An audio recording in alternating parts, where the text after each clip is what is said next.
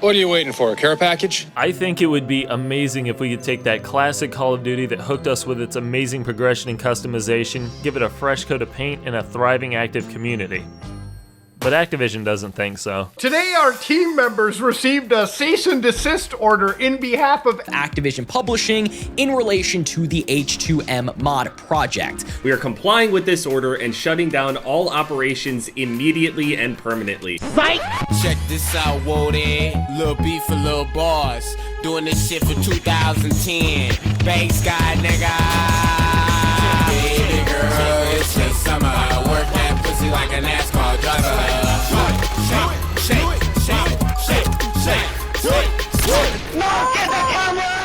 A team of passionate modders set out to create the ultimate experience for fans of classic Call of Duty. Things were looking incredible for this project. There was a lot of hype around it, and they only had one day left until the public launch. That's when Activision came in and shut it down. We are complying and shutting down all operations immediately and permanently. I hate Activision. I really, honest to God.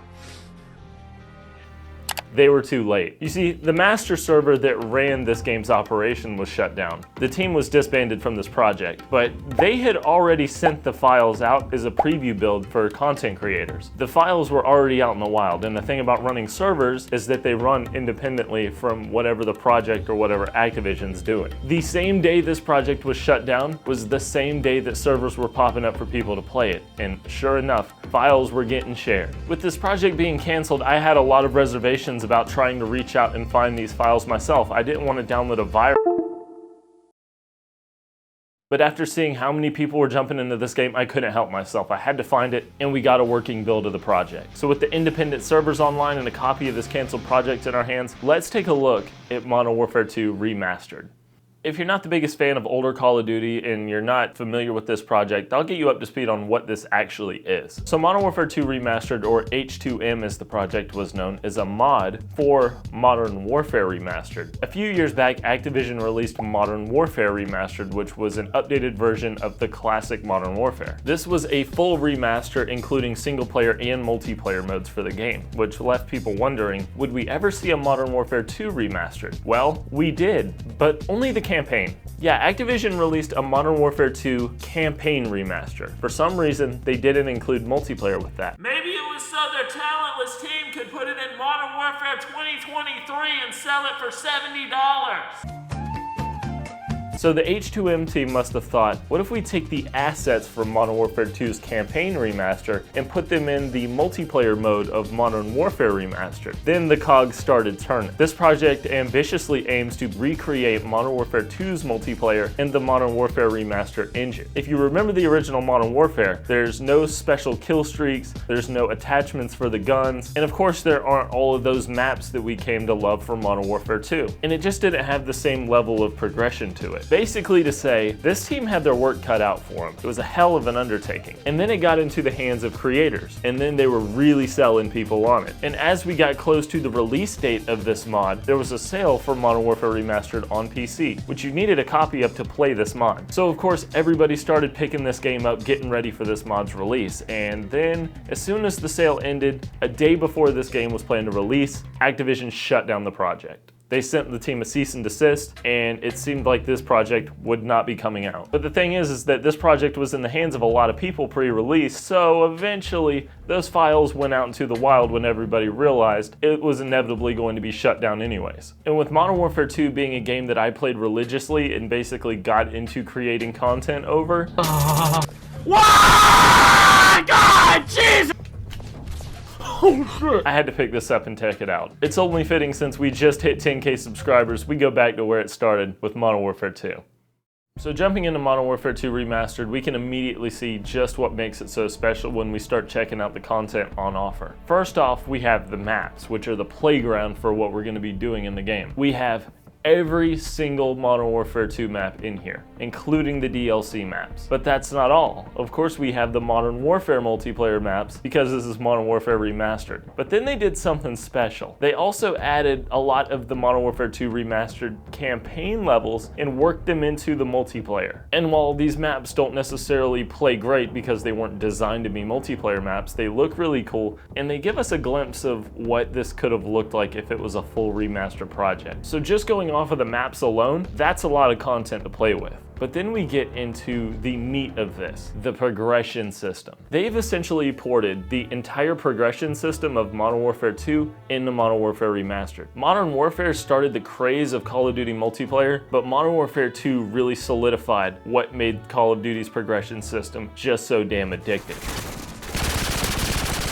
In the game, you have the little achievements like getting a certain amount of kills or a certain amount of headshots. And with those achievements, you would be awarded titles and emblems to go on your little player's calling card. This would show up to people anytime you killed them or anytime a game-winning kill played and you could see your calling card below it. This would show everybody your street cred in the game, showed how hard you worked to get these little achievements. And of course, nobody really took them too seriously, but they were a really neat addition. And from what I can tell, every single one of these achievements have been carried over, as well as some extra ones. And then of course you have your create a class, and of course this was a thing in the original Modern Warfare, but Modern Warfare 2 is where they really cranked it up to 11 and got wacky with it. You had all kinds of attachments you could put on your guns, from sights to grenade launchers to silencers. And while this may not seem like a big thing now in modern Call of Duty with the millions of different options you have to customize the gun, this is where it started. You want to put a thermal scope on an SMG, or you want to run around with 2 SMGs akimbo style, you can do it. And again, from what I can tell, pretty much every single gun from Modern Warfare 2 is in this game, besides the riot shields and heartbeat sensors. And Call of Duty mods have done this before, where they've taken different weapons and ported them into Modern Warfare 2, but this game does it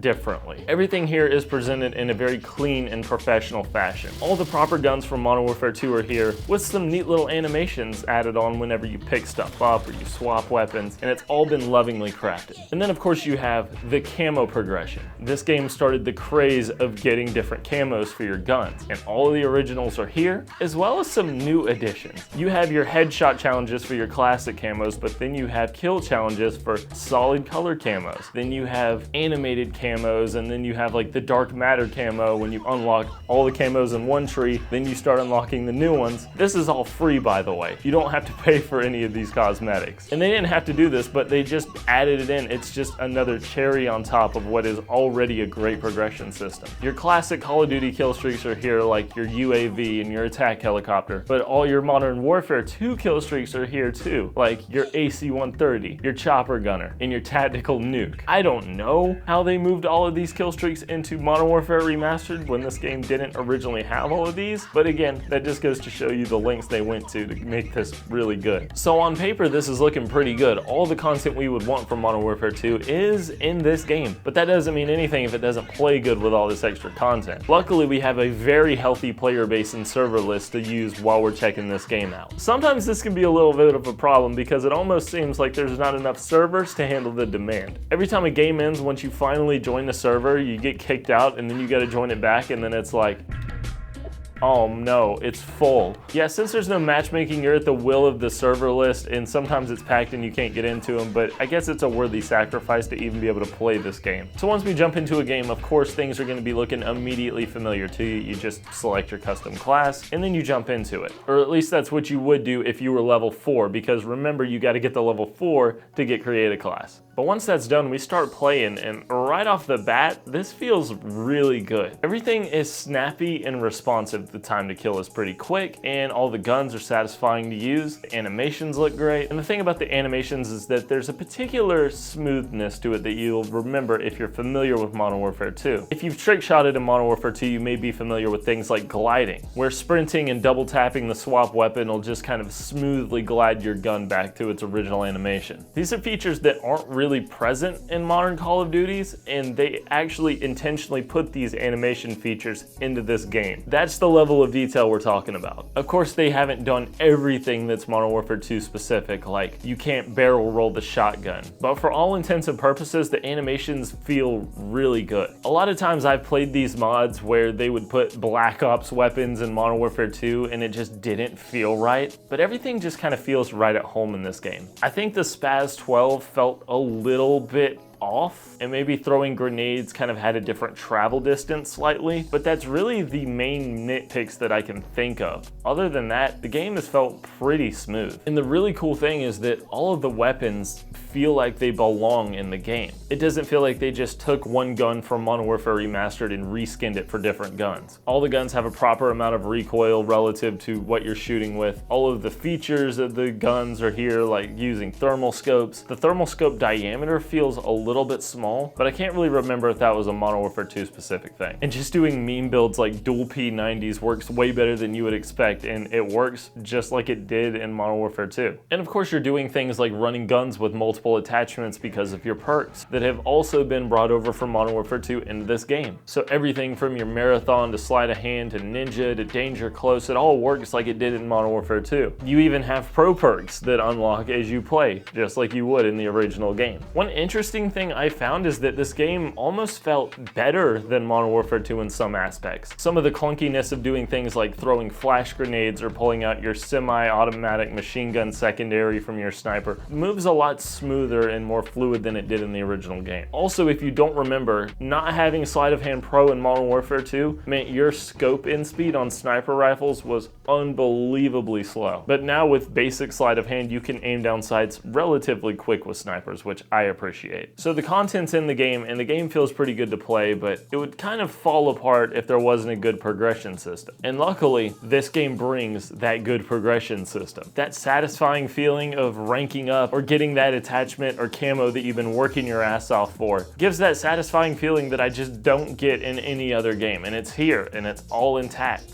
It feels good to play classic Call of Duty again with a community of people that are all ranking up at the same time and unlocking new stuff at the same time. Oh, you see a gun on the ground with a camo or an attachment that you don't have yet. You pick it up and check it out. Even in a perfect world where you go back to the original Modern Warfare 2 and there's a ton of players and it's still safe to play and nobody's hacking, everybody's probably gonna be max rank because everybody's been playing it for the past decade. Or they joined a modded lobby that ranked them up, or you joined a modded lobby that ranked you up and you have everything unlocked, so there's no point in grinding. But in this game, there's new stuff to unlock. You're going through that classic progression system, but then you're also grinding for stuff like new camos that weren't in Modern Warfare 2 before. And that sense of community and that sense of knowing that everybody's kind of on this even playing field is really fun. And the thing that still gets me is the attention to detail and the amount of effort they put in to make this stuff work. Man, I'm gonna get off of this game. I really don't feel like playing anymore, but I'm so close to ranking up, I guess I can play one more. If you can't tell, I've really been enjoying the game so far. But you still may be thinking to yourself, why would I even go to all the trouble of playing this mod when the original game is still there, open to play? Well, I'm going to drop an editor's note here to tell you how bad it is, because I didn't realize how awful it really is to play the older games until I actually went back to capture some footage for this video. I tried to get into a team deathmatch lobby and it put me in a domination game for some reason, and then after that it couldn't find me a full team deathmatch lobby, so I decided to go over to free-for-all where you only need 8 players for a full lobby, and it still couldn't fill up a lobby. And that's just the Steam version. The Steam version's basically dead, but when you hop over to console, which I've done quite a few times, the only game modes you can really get into are free-for-all and team deathmatch. And when it comes to free-for-all, for some reason, almost every single time, there's only 2 lobbies, and one of them's an 18-player free-for-all that just plays awful. And if you don't like it, oh well, you're gonna play in that 18-player lobby because it's not gonna find you another one. Or you can just go play team deathmatch. I may just make a video about playing classic COD because it's really bad, but just to let you know,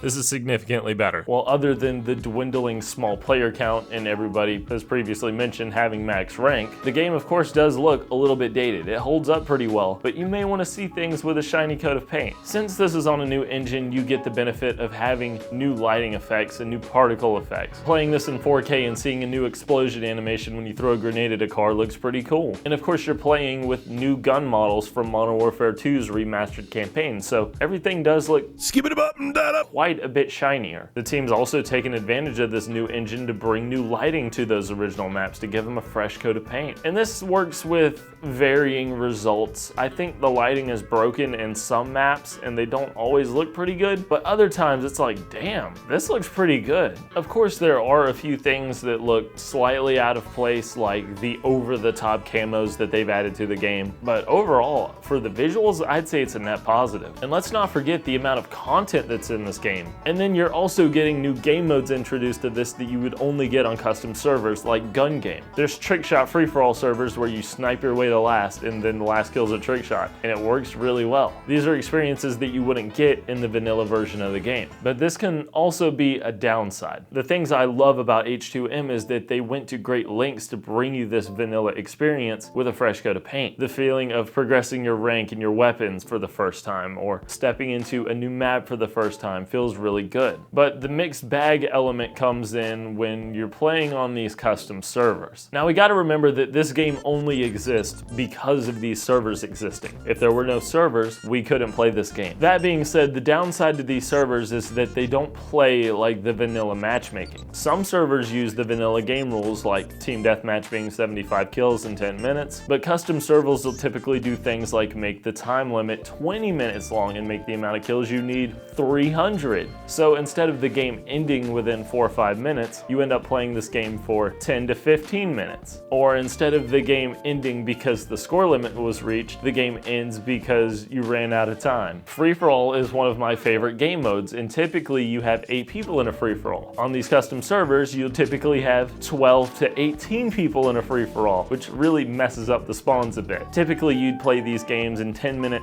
6v6 matches, but most servers hold 18 players, so it gets a little more hectic than it usually would. And this can be really fun, but this is also a downside if you're just looking for that vanilla gameplay experience. And as previously mentioned, these servers get pretty busy, so after a game ends, you're kicked back to the main lobby most of the time, and then you have to find a server again, which are typically full. So instead of being able to stick around in one server that you find and you like, you typically gotta just hop on to whatever's available after each game ends. One interesting note about this being on a new engine is that it has proper gamepad support. I spent most of my time playing this on my TV like it was on a console, and it worked totally fine. Your controller just syncs up 1-to-1, you get aim assist, works fine. Downside is that you're gonna be playing with people who are mostly using mouse and keyboard, so you're gonna be at a severe disadvantage. But if you're a weirdo like me that just wants to play it on a TV with a controller, you can do that. Although after extensive gameplay with the mouse and keyboard, I can confirm it is significantly better. Just do that. All in all, I could find things to nitpick, but at the end of the day, it's just awesome that this project even exists and it's playable for anybody to pick up and try out. It is just insane that the day this project shut down, everybody was like, I'm gonna play it anyway. If you want to play this mod yourself, the files are out there. You can find them if you're looking for them. I would provide a link, but the thing is that with this being unofficially supported at this point, the files are kind of floating from place to place. They might get taken down. Somebody might take them over and then it gets shared somewhere else. So you're gonna have to do a little digging and do it at your own discretion. This is of course unofficially supported, so make sure you're not downloading any malware to your work computer or something. If you're just looking for that classic Modern Warfare experience on PC, I don't think it gets any better than this. Shout out to the H2M team for all the hard work they put in. I know it was an unbelievable gut punch to them when Activision sent that cease and desist over, but at least we can still check the game out and the community is behind it. Shout out to the channel members for supporting your boy. Thank you guys for helping me hit 10K. This might be the last Call of Duty video I make, but if you're new here and you like this, you might like my other videos, so check them out. Hopefully I'll see you in the next one.